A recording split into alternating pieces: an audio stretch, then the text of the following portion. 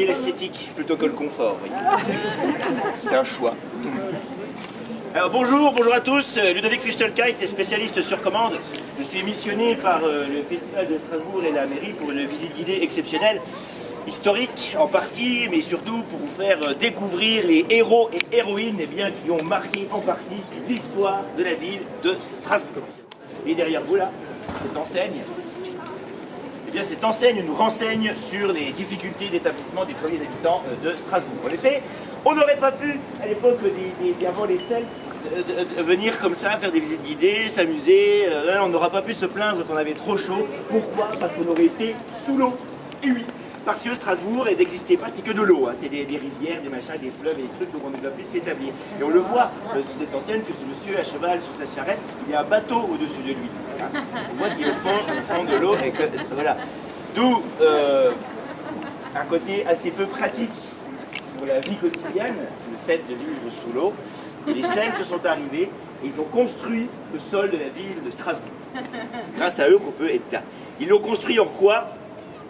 En grès rose. Et oui, c'est beau le grès rose. Le grès rose, c'est ça. Voilà.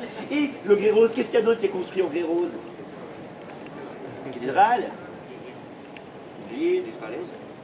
Les falaises, eh bien oui, et les Vosges par exemple, et le massif vosgien est construit en grès rose, et ça on le doit aux Celtes, parce qu'avant les Vosges d'avant, soit il n'y en avait pas, c'était tout plat, aucun intérêt, soit c'était des montagnes pointues, mais hostiles, vraiment des montagnes préhistoriques, toutes pointues comme ça, donc on ne pouvait pas aller faire des sports d'hiver, on y allait, on se piquait sur les montagnes.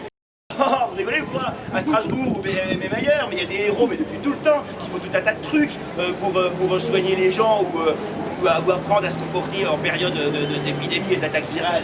Regardez ici, époque gallo-romaine, Carola, déesse gallo-romaine des boissons gazeuses, qui est en train de nous enseigner quoi? Un geste barrière pour retenir une éruption. Ici, le casque à fièvre, quand vous êtes malade, que vous ne voulez pas contaminer les autres, vous voulez continuer à faire votre travail héroïque, vous mettez ce casque qui va concentrer votre chaleur et vous allez éviter de faire prendre feu à votre voisin ou de filer des microbes. On voit la volute de fumée, de vapeur de fièvre qui sort du casque à fièvre. Le pyjama de super-héros, en carbure de tungstène, inoxydable, entièrement rigide. Bah oui, quand vous êtes malade, qu'un héros, vous pouvez tomber malade aussi, à force. Vous êtes là, vous n'avez pas la force. Là, vous mettez votre pyjama en carbure de tungstène de héros, et là, vous allez, hop là, ici. Vous ne pouvez pas faire grand-chose, mais en tout cas, il va, hein, oui. On va se reculer un petit peu.